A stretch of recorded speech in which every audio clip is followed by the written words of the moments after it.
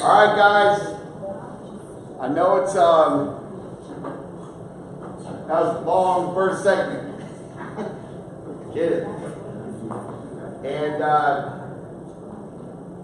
feels like kind of a long day already. I get it. It's a Saturday. We're up early. I know you guys are ready to be home with your family, so I do appreciate your time coming out here.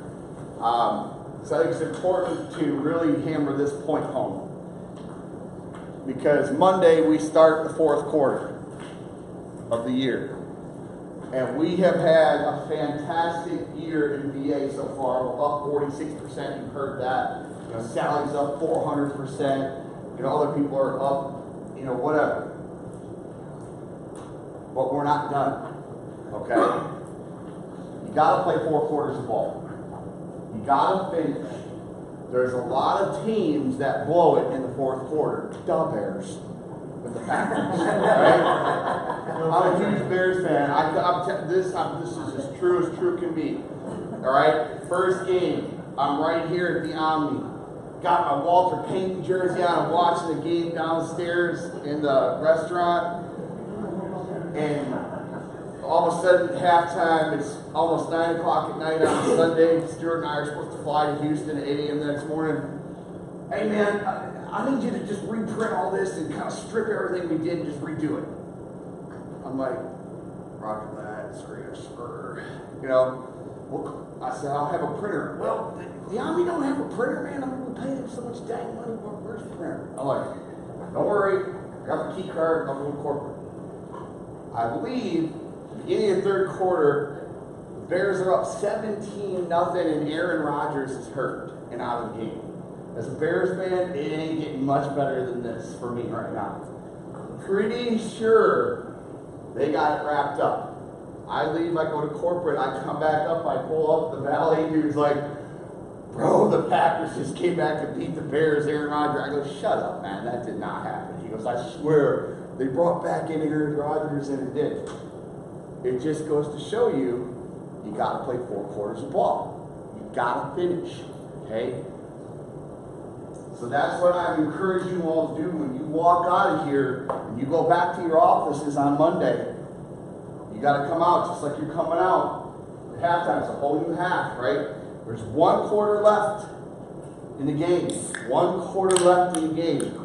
Do not, I'm going to quote Andrew Paul right now. Do not take your foot off the gas pedal.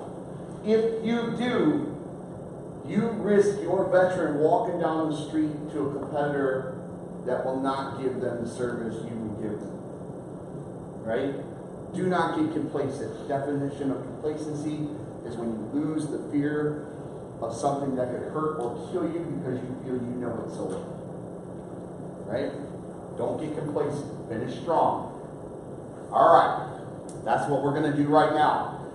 So does everybody understand now we kind of armed you with the knowledge and the concept of how to go tackle a builder? Correct? Yes or no? Yes. All right. Now, what we're going to do is we're going to move right in. You've seen some of these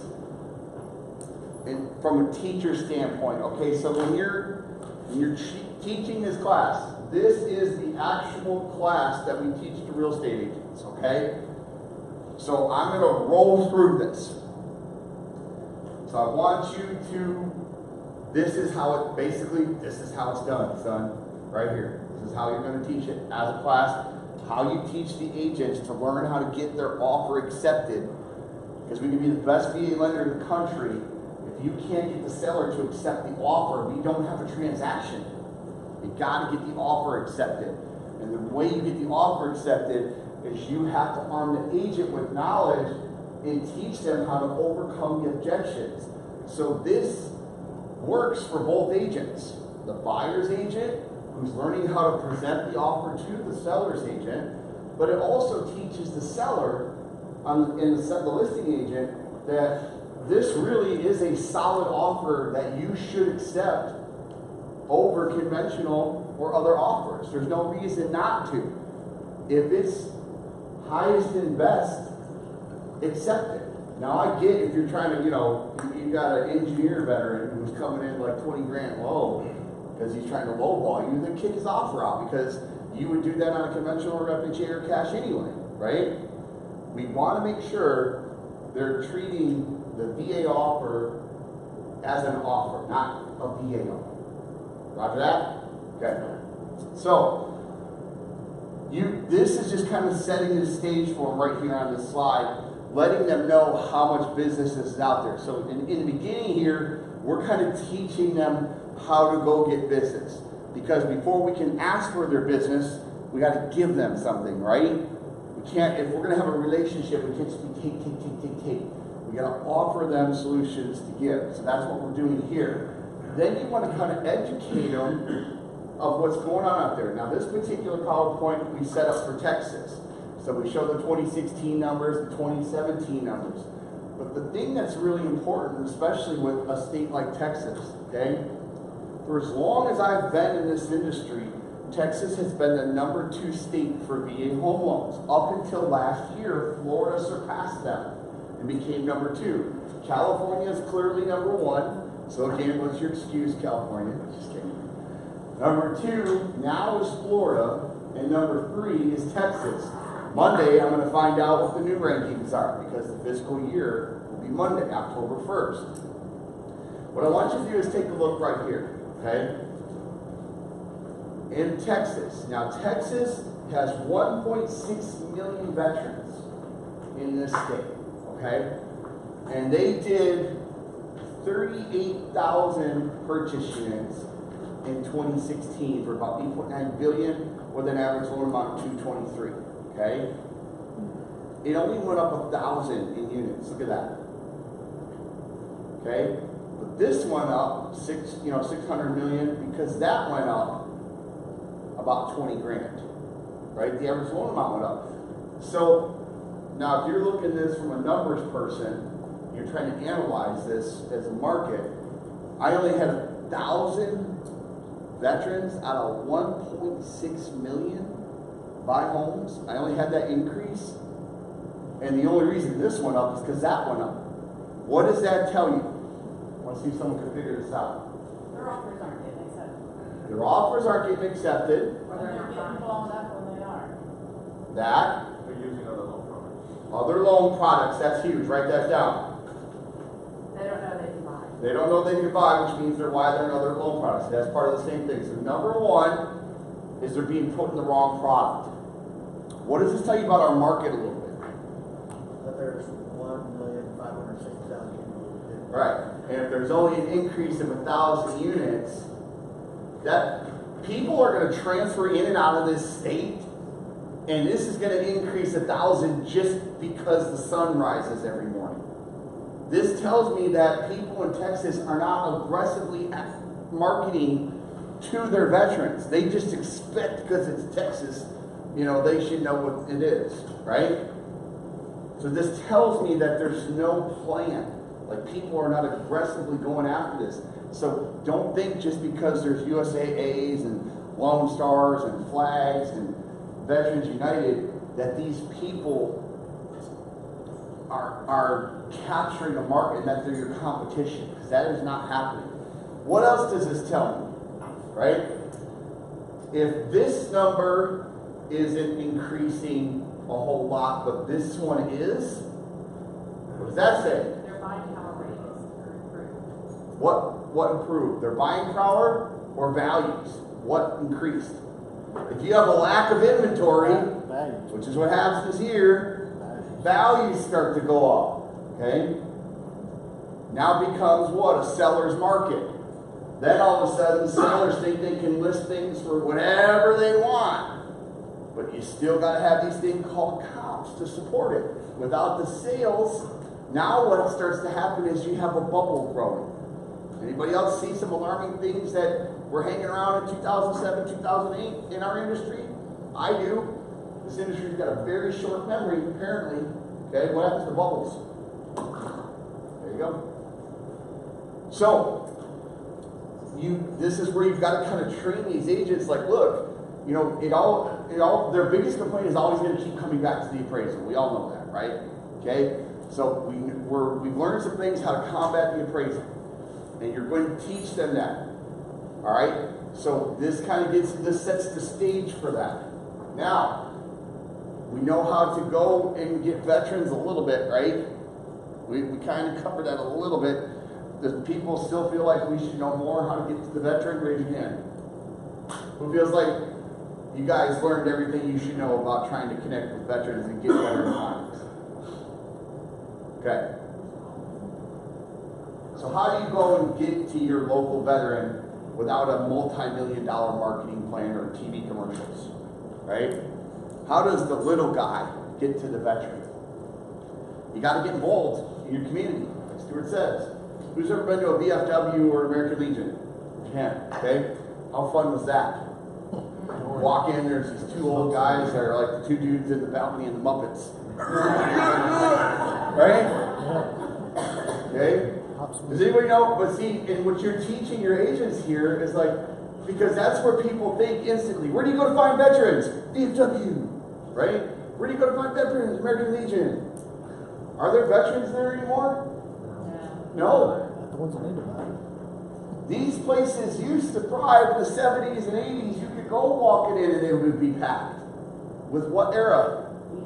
Vietnam vets, right? And that's why you got the two old dudes with the grumpy attitude. And let me give you the backdrop of this. Why this really is. You got to understand the why and the how of the way things think. The Vietnam veterans got the short end of the stick. It was the first time in history our country did not rally around the troops. It's a raw deal for my dad and my uncles, right? We're lucky enough as veterans. Today our country's in a very patriotic state of mind. Right? People run around with run-style shirts, stars, flags. You know, it's sexy to be a veteran today. Okay? Not so much in Vietnam. They didn't run around wearing clothing that identified them as a military veteran. Matter of fact, they did the exact opposite. They grew their hair out, wore bell bottoms, nasty butterfly collars. My dad's got pictures of some of the most gross clothes I've ever seen in my life. Like, dude, how did they even make a collar like that? I can pull it off. David can pull it off for sure. Can anybody see David in platform shoes and like a John Travolta Staying Alive suit like this? For sure. Nice doing that. Okay? Yes.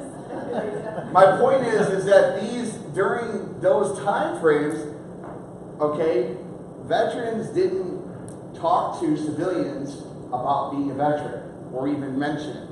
They certainly didn't discuss PTSD back then, because they didn't have the awareness about PTSD that they have today. So they go into these VFW halls, Vietnam American Hall, Veteran American Halls, and American Legion Halls, and it became the only place where they could talk about their problems. What happens when you get a group of people talking about problems? What kind of energy is that? And pretty soon it becomes negative, depressing, angry, animosity, right? That sounds like a great Friday night. Well, guess who doesn't want to hang out there? The 25 to 45-year-old veteran, right?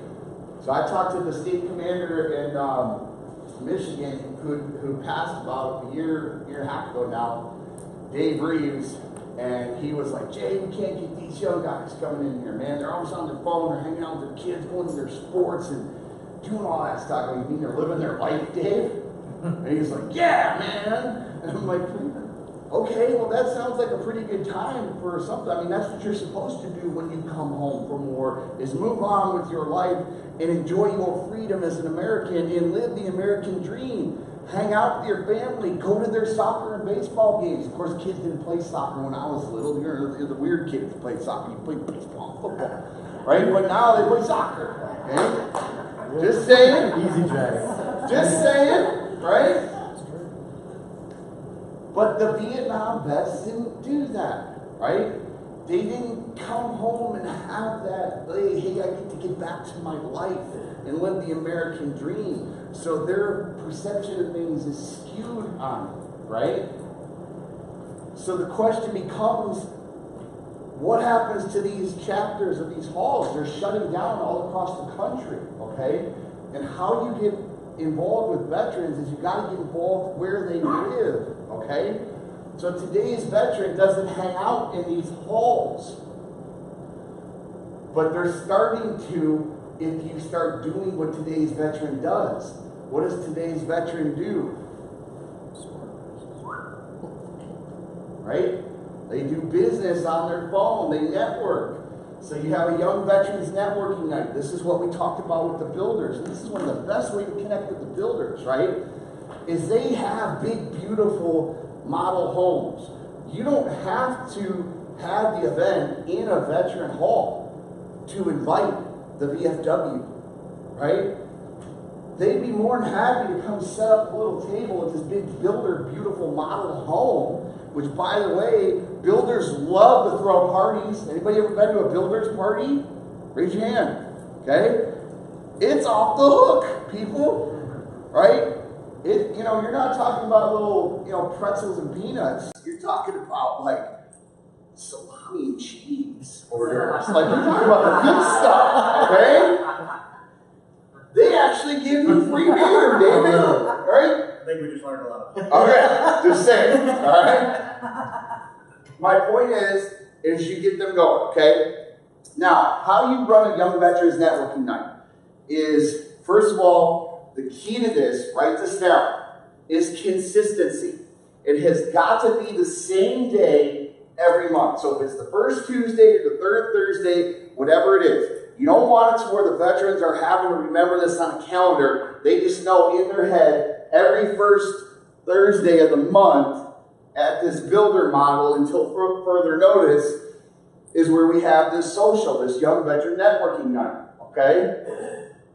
So the first month, who is an ideal sponsor? Benchmark, okay? Say, hey, we're going to sponsor the appetizers and 2 drink tickets or whatever the builder, sharing whatever the builder, okay? Now, who's ever hosted an event? Raise your hand. So 3 appetizers, so let's say for 75 people, okay? 75 people, 3 appetizers, and 2 drink tickets. What are we looking at for a bill? $1,500? That's about right out here. Anywhere between $1,500 to $2,500 is where I hear, depending on where you are in the country. I've heard some people like, $500. I'm like, okay. Southwest Arkansas, maybe. I'm just If easy. you do happy Right? hour at a restaurant, though, they have free stuff like that. That could be, okay? Wherever it works, you guys know your market, I don't, okay? My point is we did this with the oldest American Legion in Florida, the Milton Myers Hall in Delray Beach, Florida. So Bruce, you're in Military Morris Boot Camp. You've seen Shane Turner in there pop up every once in a while.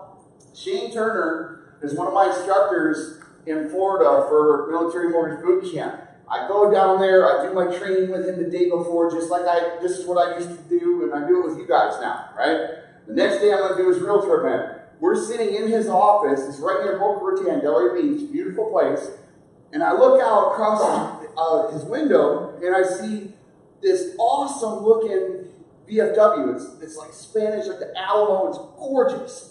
I was like, dude, that is the coolest looking VFW I've ever seen. He's like, what? There's a VFW over there? I'm like, dude, you're supposed to be an instructor, like a veteran advocate. I go, how long have you been in this office? I'm thinking he's going to tell me like 3 months. 6 years. 6 years, you never noticed that across the street, huh? Okay, so Shane and I walk across the street. And we walk in, and there's not 2 old guys, there's only 1. And his name is Joe Bigley and Eddie, or something like that. He's Joey B. He said, just call me Uncle Joe. A New York guy down in Florida. Imagine that, right? So Joe, we say, hey, Uncle Joe, he's a Navy vet. I said, here's what we want to do, man. We want to have a networking event here. We'll plan it 2 months out. What do you think about that? No. What do you mean no? So, not that I wouldn't have the event. I just don't think we'll be here. I think we'll shut our doors by then. I said, what? He goes, yeah, it's a shame too, because we're the oldest post in all of Florida. So he takes me back and starts showing me, gives me a tour of this place with Shane.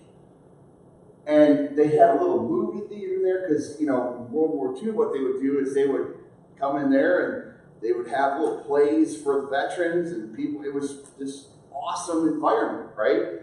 They got all these black and white photos on the wall, and it's like all of this history in this hall is about to be gone. I looked at Shane, I was like, dude, we can't let this happen. Right? I said, how about next month? Give me a month, just give me 30 days to market this. Okay, you can have that. I don't think it's going to make a difference though, but bless you for trying. All right? So we said, all right, Uncle Joe, we're going to inoculate for 75 people. So we need 3 appetizers and 2 drink tickets. You guys make that money. They were more than happy to say, all right, we'll do that. And I said, all right, Joe, what's that going to cost us? I'm waiting for $1,500, right? With the hall, to teach a class to realtors, 3 apps and 2 drink tickets, $700, right? I almost felt bad. So I was like, okay, we'll do that. And lucky for us, Uncle Joe and his whole Italian family back in New York have a restaurant. So Uncle Joe made 3 appetizers. I'm talking about some good Italian food that went down, right? So we had this killer food, and everybody got 2 drinks. Plus we got the hall for $700, okay? Now, again, felt a little bad. I knew that was underpriced, okay? But it's not my P&L, it was Shane's, all right? So I said, what we need to do is add a little bit of spice to that. We'll have a 50-50 when they come in. So we ramped this thing up, we're ready for 75 people. How many people do you think showed up? 5. No more. Bless you. 18 people. 18 people show up. Should you be discouraged by that? No, because write this down. Your first one will not be your best one. Can anybody get an amen for that? Marla, I know you know what I'm talking about. Your first one's never going to be your best. But you've got to keep doing it month after month. This was 2 Marches ago, not this one, but the one before, okay? I think the last time I checked on Shane in that group was in July, and they had like 126 or 100, either 136 or 126 people. Because he did it every second Wednesday or something like that. Whatever it was, he kept the same day. And okay, so month 1, Benchmark's the sponsor. All right? Month 2, it's one of your realtor partners. Month 3, the builder, or maybe the builder right away since we want to have it at their model. Okay? Then you have an insurance guy, a title guy, home inspector. Pretty soon, we start running out of people in our industry, right? But by that time, how many months are we in? 7 months. Guess who starts taking over as sponsors? Your community and the veterans that work inside them. They are business people and they will do business with other veterans. So here is how we need to teach them more inside these things, okay? When we're doing our networking night, if you're the sponsor, number 1, do veterans want to be sold? No, right? They don't want to be sold anything. And they don't want to hear you talk for 2 hours, okay? So when you're the sponsor, you get up and you say, hey guys, my name is Jay McMegan with Benchmark Mortgage. I'm the Chief Advisor of VA Home Loans. We're the sponsor of tonight's Young Veterans Networking Night. And I just want to let you know how this works, okay? What this is designed to do is to take young veterans in our community from the age of 25 to 45-ish, whatever, we're not going to exclude anybody, right? That really isn't engaged in the veteran community with working each other. And we really want to promote veterans doing business with other veterans. But we also want to learn from the mistakes of the people that came before us in isolating the outside civilian world. So if you're a civilian business owner and you have the heart of a servant to serve veterans, want to do business with us, why wouldn't we want to do business with you? What do we do here at Benchmark? Because as a sponsor, you get to come up here and tell what your company does. Let me tell you what Benchmark does. We do VA home loans better than anybody else. We are the special forces of VA. My name is Jay McMegan with Benchmark. We sponsor your appetizers and drinks. Enjoy them. Mic drop. And that's it. And you walk away. Okay? If they want to talk to you, they will. Right? So, pretty soon, yeah, it's your realtor, yeah, it's your builder, because you guys are on a team. We're all working together as a team. But pretty soon, other occupations around your community, other people that do different types of business, the chiropractor, the car salesman, the dentist, the dog walker, right? There's probably somebody in the community that does service dogs, dog grooming, things like that. It's you'll see some of the craziest occupations come up in there. But this is the point, is you've got to get involved in your community, okay? So we talked a little bit about yesterday. We went through all of this stuff. It's really important to cite when you're teaching realtors this, to really hammer home. These people are right in front of your face every single day. How many of you have started noticing since you jumped on the VA bandwagon license plates when you're in traffic that say Army, Navy, Air Force, Marine, Purple Heart, DV, what's that for? Right? All of a sudden, right? Has anybody ever got a new car before? Raise your hand, okay? And you're like, this car's awesome, it's mine. And then after about a week, you're like, hey man, that dude's got my car. You're like, hey man, that chick's driving my car. Pretty soon you realize, man, everybody's got my car. Because you never knew before, you weren't paying attention, right? It's funny when the blinders come on. It's like a whole brand new world, okay? So you really focus on teaching them to be on the lookout for these types of veterans. Be on the lookout for what they wear. Be on the lookout for how their body language is, how they act. You can tell them differently, how they speak. And let's, try to keep the courtesy to a minimum. I know I'm the worst offender in the world about that, and I apologize if I offended anybody with my courtesy today.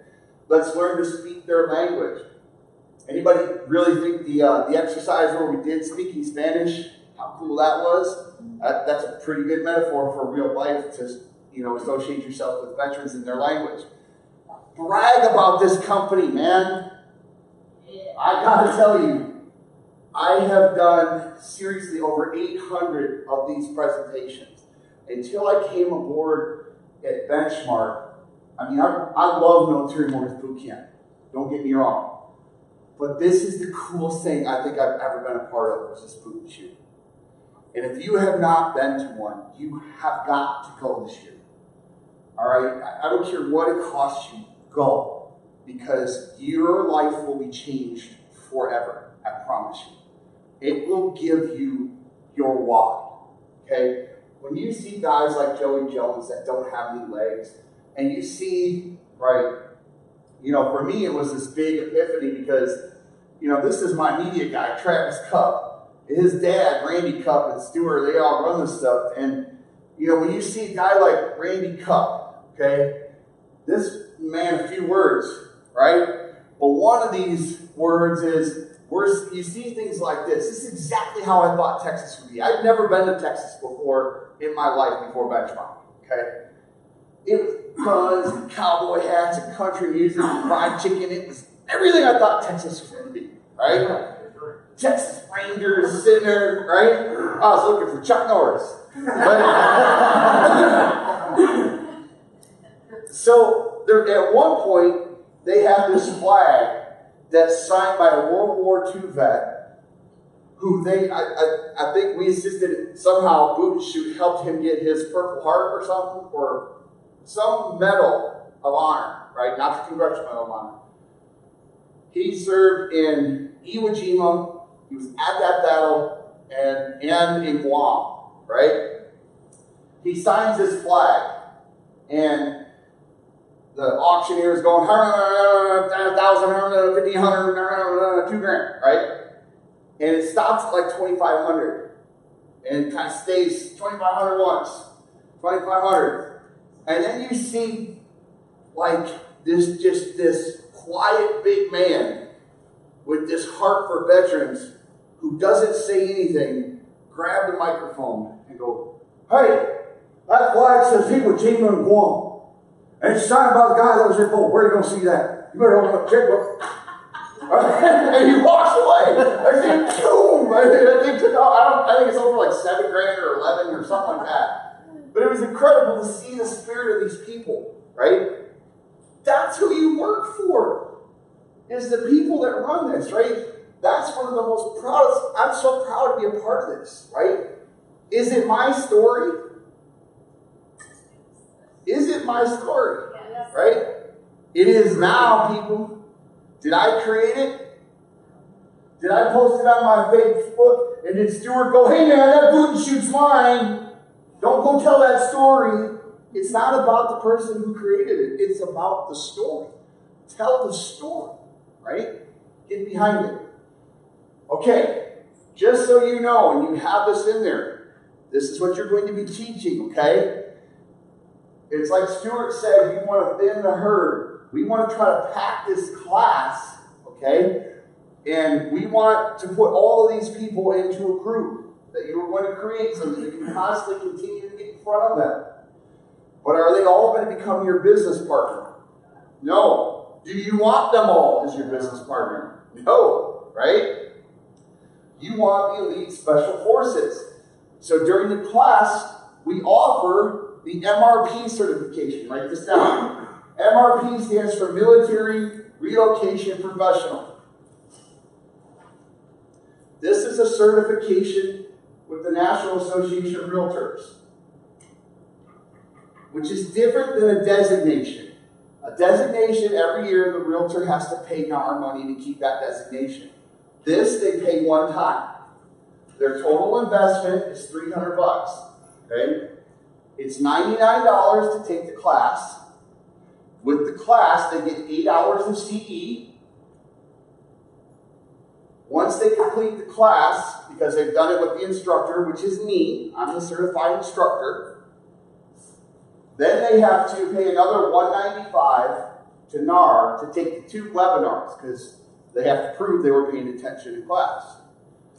Once they pass the webinars, NAR is going to give them branding differentiation on Realtor.org, Realtor.com, and Military.com. So what happens is when military or veteran families go and they go on Realtor.com or Realtor.org, however NAR does their big brother thing, they figure out who these people are as military, and they take those leads and pull them out so that no more realtors don't get them. And they farm them out to their MRP realtors geographically. Your MRP agents are going to be put into a database with other MRP agents across the country. What we're doing in this class is teaching the agent how to be hypersensitive to real live active duty personnel rather than your veteran that's in a civilian, okay?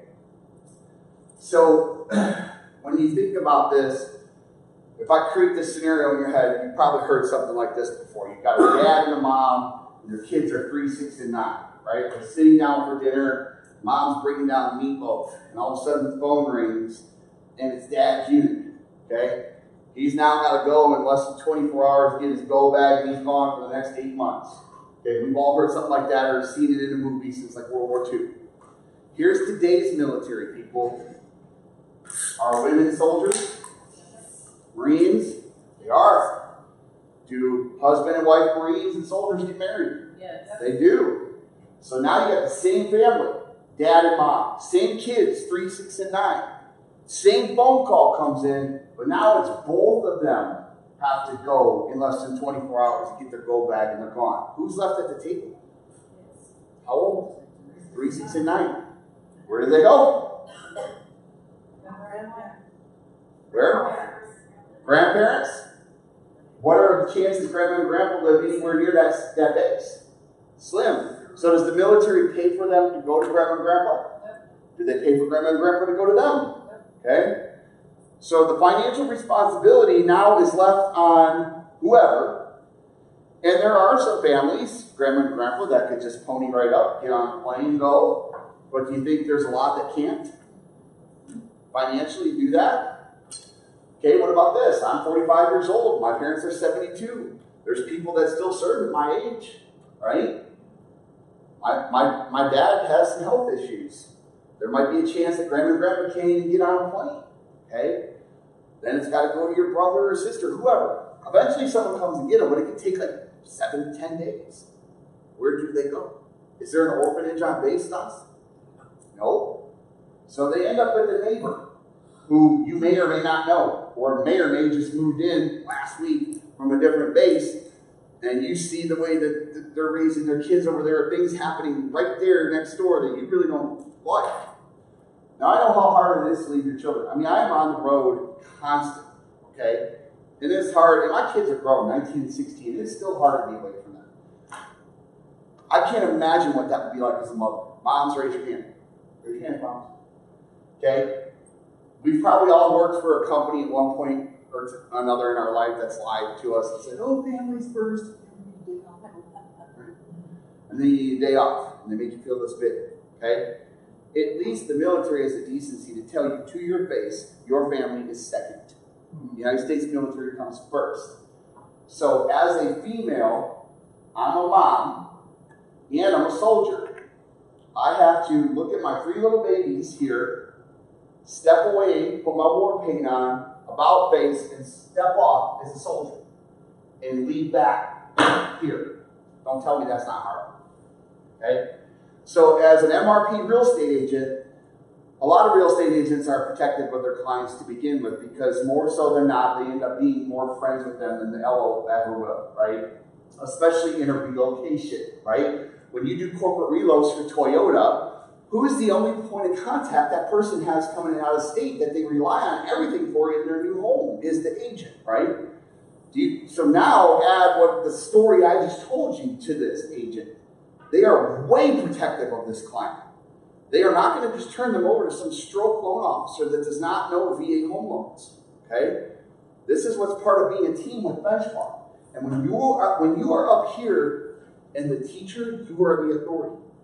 Teachers stand, students sit. Okay? You're the authority when you teach. That's why you're here. It's because you're not the average loan officer. All right? But you, as teaching isn't telling. Teaching is connecting. All right? Who's ever coached before? All right? Tom, is there just one kid that you changed or made a difference in their life? Who's another coach? One kid. Coach. One kid, right? You see what my point is?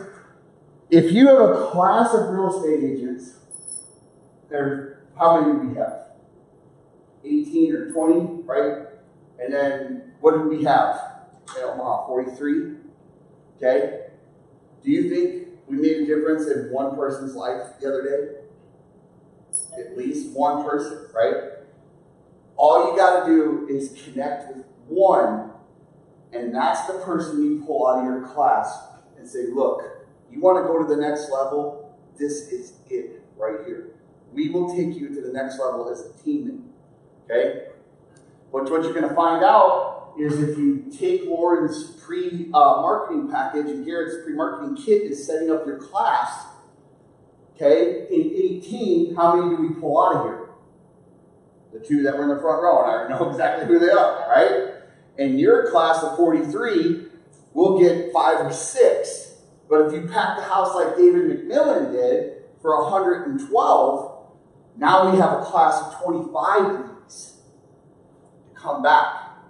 And I will come back and teach this class, but I need a minimum, write this down, because Stuart has me all over the country and we have to maximize and monetize, okay? I need at least 15 to be in a class for me to do this. But just know, this is another bullet, and this isn't a bullet, this is a freaking gun. I just gave you another gun. Okay? Yes. CE credits for legal and educational. These CE credits here, and by the way, this is different because, and pay attention to this, write this down. You know I teach CE in 26 different states, but that's his military mortgage boot camp. This is a NAR certification. I can teach this in all 50. I can teach this in all 50 states for 8 hours of CE, and it will be under ethics, it won't be under legal. Okay, good question though. All right. We have to remember when we're teaching these people, just like when you're coaching, you're teaching them or coaching them to do what you want them to do. Like children or a dog, or not the real children, dogs, I'm just saying, right? But you're teaching them to do what you want them to do. As a teammate, they're the first line of defense that the buyer comes across, and we covered this yesterday, but the reason we're covering it again is because it's important. We need to hammer this home, have them start asking these questions. At very least, not, you guys can go deeper with these. Have them ask 1, 2, and 3. Are you or your spouse a veteran? If so, are you entitled to disability? And 3, do you have your certificate of eligibility? Now, the two components of the VA home loan are eligibility and qualification. You're eligible based on your time and service, but you still have to qualify with your credit, your income, and assets, okay? So when you are the teacher up here, you literally got to think in your head, and the way you're explaining this to people is there's two sides of the brain, okay? There's the eligibility brain, and then there is the qualification brain, okay? When the two come together, it's electric and it works, right? Who knows if you only have one half of a brain that's not working so well, okay? Why would that be any different here? But we can't even get the left brain, right brain thing. We can't even get to the qual brain if we don't have the eligibility brain taken care of. You've got to make sure that they're eligible first, okay? So back to the eligibility, we know what documents to look for, right? Remember? All right, so we're going to do another, I'm going to save this. I'm going to do an exercise though, okay? Gina, since you're having a hard time staying awake, I get it. I want you to stand up, please. Now close your eyes. Just don't fall over, because I don't want an insurance issue, okay? I'm an active duty personnel. What document do I need to obtain a certificate of eligibility? To get the certificate of eligibility? Yep. They're active duty. They have not been discharged. Yeah, I just need to get their information. What form is that on? What do they have? Their 1880, or their statement of service? Yes, statement of service. Good job. You sit down. Okay? Nikki, stand up. Close your eyes. Don't fall over. Okay? I need to get a certificate of eligibility. You now have access to WebLGY, and you are on the phone live with a reservist. And you say, do you have your certificate of eligibility? And I say, no, ma'am, I don't. You're going to ask me if I have what then? For somebody who's reserves. She just said one of them. Correct. What else? Keep your eyes closed. Do I have a DD-214 if I'm in the reserves?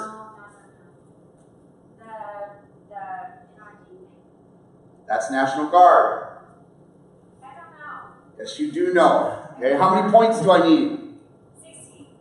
What would those be on? I don't know. I can't think of it. I can just verbally tell you, is there a... Yes, good job. I don't remember that word. All right. Point statement, right? Think of it like a report card. Here's my points, right? Or like reward miles. Think of it like airline miles or something. I got a point statement, okay? Think of it like that. Good job. All right. Who's next? Who's next? Garrett, stand up, close your eyes. Yes. Last call for filming. Anybody else? We're back up. For filming? I had it on my stomach yesterday. It was probably warm right now. Yesterday was freezing in here. It's hot now. Alright, come on. If you haven't filmed yet, let's If you haven't filled, go, okay? All right. Let me go over this one more time. This is important stuff, especially if you're going to teach it to other people. You have to know it. Say it with me. Active duty, they need what, class? DD-214 has what, class? Or excuse me, active duty has what? All right. National Guard has? And? Reserves have? And we need? Okay. Unmarried surviving spouse, what form? And the? Okay, unless they are receiving? Aha, yeah. Tongue twister, right? Dependent indemnification compensation. Okay? Who would have thought it would be DIC? I couldn't resist, Marlon. Sorry. Alright. I didn't say it. Okay. Now, we go to the eligibility chart. When you're teaching this to them, this is how you explain why they were eligible. So it goes through when you're in a wartime status, which would have been World War II, Korea, Vietnam, you need 90 days. Otherwise, you need 2 years. Okay? Since we've been in war since August 2nd, 1990, are active duty, only need 90 days, and this does not include boot camp for schooling, okay? When I give you the PowerPoint, I will put that in a parentheses right there, okay? Reserves can be eligible how many ways? How many ways? Two. What's the first one? How many years? With how many points? Say it out loud again. How many years? How many points? Okay? And that would be on what statement, Nikki? Yes. Okay? So never forget that again, will you? No. All right. What's another way they can be eligible? If they were activated on Title 10. Outstanding job. Okay? Under a surviving spouse. If I am over the age of 57, can I be remarried and get this benefit? Yes. If I am under 57, can I be married? No. Good job, class. All right. And get this benefit. All right. All right. It's always a heckler. All right. Okay. The certificate of eligibility. For simple purposes, when we're teaching the agent, are we going to go into the entitlement code and all the jazz that you need to know as an LO? Probably not. All you're going to do is, okay, look, the main thing we're looking for here, if they happen to have this, you did an excellent job, teammate, Mr. or Mrs. Realtor. You did a great job getting this document, because this is the Willy Wonka golden ticket. You've got to have this, all right? The one thing I want you to look at right off the bat, Mr. or Mrs. Realtor, is up here in the funding fee. If that says exempt or if it says non-exempt. If it says exempt, awesome, we can totally rely on that, and we're going to save this veteran even more money. But if it doesn't, I need to go back and ask for what? The award letter, right? And if they haven't filed, we're going to encourage them to file, because we want them to get a refund. And Mr. and Mrs. Realtor, by the way, if these boxes right here are blank, that's a good thing, because that means there's no previous loans out or existing loans out. And our veteran has full entitlement, which means that they can put in a higher offer. Okay? So the key thing of how to get your offer accepted is we have to go out there and overcome the objections you're going to receive from the listing and the seller side. And over 3,500 agents and their feedback, we keep coming back to the same 6 things. People, 0 down equals weak buyer. VA loans are harder to get through underwriting. VA loans take longer to close. The seller has to pay for the veteran's fees. And you can only have one VA home loan at a time. And the biggest one, VA appraisals are tougher. So, let's talk about Mr. 0 down here, Mr. Realtor. That's an absolute myth that this is a weak offer, because actually, the average veteran has a 712 FICO score, $17,000 in the bank. Their median household income is $87,000 with an average loan amount of $255. And contrary to popular belief, 28% of veterans actually made a down payment last year. See, just because we're entitled to go 0 down, folks, doesn't mean I didn't have other financing options such as conventional. Because quite honestly, with this profile, I can get a conventional loan any day of the week. But why would I put more money down so that my rate is higher, which in turn causes me to have a higher monthly payment? Makes no mathematical sense, right? I thought so. Thank you for listening. Okay, so let's talk about the perception that's out there about the VA buyer. You know, when you say veteran, people immediately think, oh my gosh, camouflage, running around, blue collar, right? That's what people think, it's blue collar. But I got news for you, Mr. and Mrs. Realtor. Today's veteran is very, very successful. Most of them wear a suit and tie out there in the world, in the workplace. And even if they don't, it doesn't matter, because 83% of them don't even use the VA home loan benefit until after active duty. And 29% of them tend to have a bachelor's degree, which is equivalent to what the civilian population is.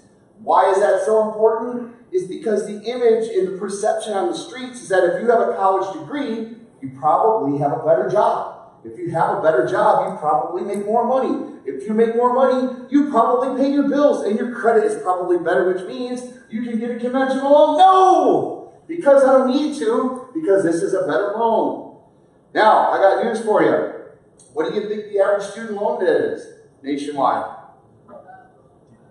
I personally think this figure's wrong, but if you were to Google it, it says $40,000. And the average month or the monthly liability is $354. If I took $354 out of a borrower's DTI, they literally qualify for $75,000 more. So I just went from a $200,000 buyer to a $275 buyer.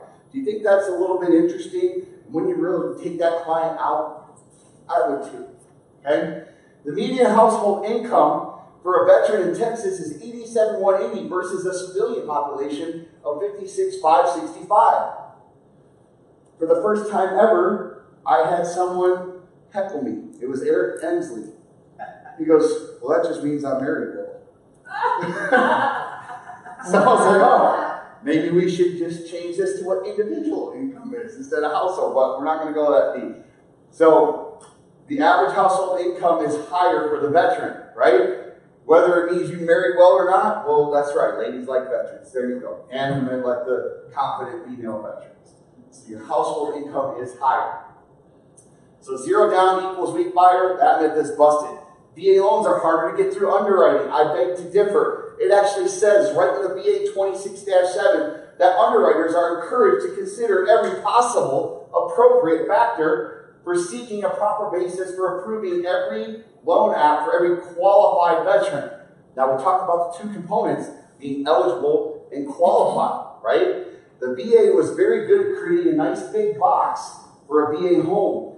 If it fits in there, make the loan. You don't have to add a bunch of overlays that are out there on top of it. As a matter of fact, here at Benchmark Mortgage, we go out of our way to have a never quit attitude, and we have guys who is like the VP of our VA underwriting, David Garrett, who is super aggressive and just did a killer video that you guys are all going to love, and our product development VP behind it, or whatever Pullen's title really is. How about this? Was it? Okay, I got it. The two dudes that matter the most in underwriting, bless you, are saying, bring it on. We will not fail our veterans. Never quit. If the VA will do this loan, so will we. Let me say that. If the VA will do this loan, so will we. Okay? You can feel confident when you go on the street. Do you know why we took our volume up 46%? We said yes more. Really? Or did we have more swings at the plate because our sales staff felt more confident on the street that if I bring this loan in, you'll say yes? We could have said yes. What are we going to say yes to if we don't have a loan? It was you guys that made the difference. You guys went out on the street because you felt confident, right? It's amazing when you get some swagger. You go out there, right? The VA is telling us as long as lenders document their reasoning, it is extremely unlikely the VA staff will ever take issue with their decision. They're basically telling us, make this loan, try everything but the kitchen sink to make it happen, right? Yeah, you know, I mean, one of the things I learned a long time ago, I shouldn't say a long time ago, so it was a very true statement from a guy that I very respected, who was my boss at the time. He goes, you know, Dave, he goes, we're talking about VA at the time, the whole thing resonates back to every loan that I touch, is he said, look, you know, in FHA, we have no defaults. Look at our great record, we have an FHA. And I was like, that's awesome, we have none. No, what that means is that we finally turned some loans down. We could probably do it. And that hit me. I was like, whoa, hold on a second. Back up. Did I miss something? Was I too stringent? Did I push the bar too far? And so that's what I try to push my underwriters. I try to make sure they understand. Let's take a deep look. If we're on the fence, let's fall on the other side. Let's not fall on the bad side. We'll make the deal. I mean, if it's that close and we can make a good reasoning behind it, let's make it. That's good. I want now, we were slotted till 12:30, right? Okay, so I still got a half hour of legitimate time. Who needs to leave at 12:30? Raise your hand. It's okay, you can, don't, listen. We will stay as long for the rest of you guys as long as you want to stay, I promise. But if you have a plane to catch, we got to get out of here, please Do not feel bad. Just get up and go, okay? So we'll just don't feel bad about that. So let me say this. Now, all of you loan officers in here are not just like, beginning loan officers, except for, one guy. That's all right. But listen to this statement then, okay?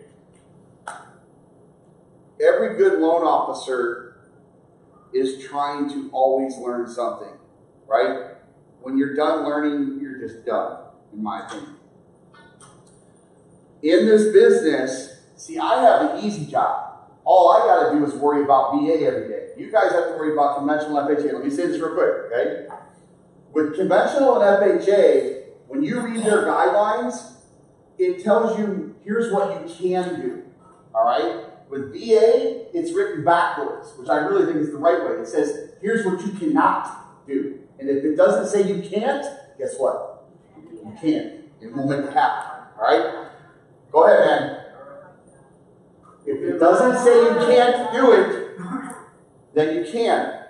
So, now this statement, put your loan officer hat on, not your teacher hat. Put your loan officer hat on for a second.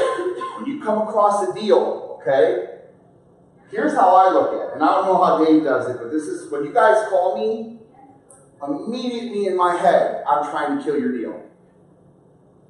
I know, right? Whoa. How many loan officers are like, man, I will do whatever it takes to make that, I'm going to prove this sucker come hell or high water, right? How many of you said that? Let me change your brain. Try and kill it. If you can't kill it, it's a deal. It's way quicker, trust me. It will save you enormous amounts of time. Know what you cannot do. It's like the same 5 or 6 things. Because there's so many things you can do, you're going to get caught in a lot of rabbit holes trying to approve it. Try to kill it. If you can't kill it, it's a deal. Right, Dave?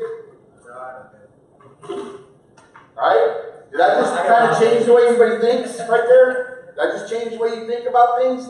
Trust me, you will start saving yourself a bunch of time. And you know when I learned that? When I was an AE. Now I know like account executives don't really exist too much in the wholesale world. Okay? Who's been around in the business for a long time? Okay? Remember when there was AEs? And you had to call your AE? I was an AE for a New Century. Don't shame me. Alright? Explains a It was lot. legal back then. Explains a lot. Alright? Just saying. Hey, it was legal. What are you gonna do? But here's my point. I funded with 40 different brokers every month. When I say pre-qual, that was, hey, I need you to fax me, not because we didn't have like this fancy email. Fax me 1008, 1003, your income credit report. I mean, I was literally doing manual pre-quals like that. Okay? When you got 40 of those suckers a day, 40 to 50, maybe even more, you learn to, okay, I can't kill it. Checklist. Can't kill it. Boom. If I can kill it here, next. If I can kill it, man, I'm trying to kill it. The faster I can get through your mess garbage, the quicker I can get to the good ones. Try to kill them. Get through the garbage quickly, right? It's like weeding in a garden. Weed it out. Keep the vegetables. All right?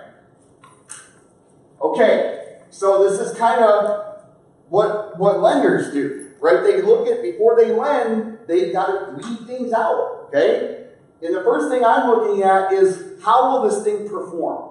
Okay, if I make this loan, who believes in here, like Stuart said, hey, these first responders, we can go to a lower FICO score, but I'd rather do it with first responders than the regular FHA borrower. Because I have a feeling that that person would pay their payment more than the average civilian. There's just a level of integrity, and they've built this thing called character around them, okay? So 98%, less than 2% of veterans ever foreclosed. 98% chance this person makes their payment, right? If I'm the lender, I know there's a 98% chance, but what if they don't? The next thing I'm looking at is, what is my protection against borrower default? And this is important to portray this to your real estate partners, okay? You don't think they want to know this stuff? You are so wrong, right? Because what does that tell you? Less than 2% foreclose. Better buyer. They just got elevated in my mind as a listing agent that, whoa, wait a minute. Okay, you're telling me they're better than conventional? Any way you can get the point across, starting from the beginning, that is better than conventional, you start putting VA here and conventional starts coming down, that means their wall starts coming down from accepting that VA offer, right?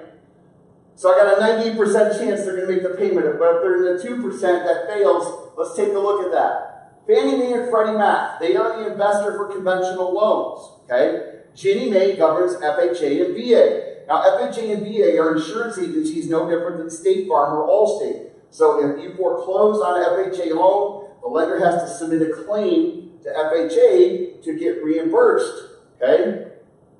You would think you have a 50-50 chance. David, what is it? It's like 30-70, right? FHA is a master at deflecting and denying these things. VA, however, is the only product that guarantees the lender, in the event that the borrower forecloses, that they will reimburse the lender. 2 checks, write this down. Check number 1, VA buys the loan back. Check number 2, they also give 25% of the loan amount with a minimum payout of $36,000. Where does that come from? Entitlement, right? That's where $36,000 comes from.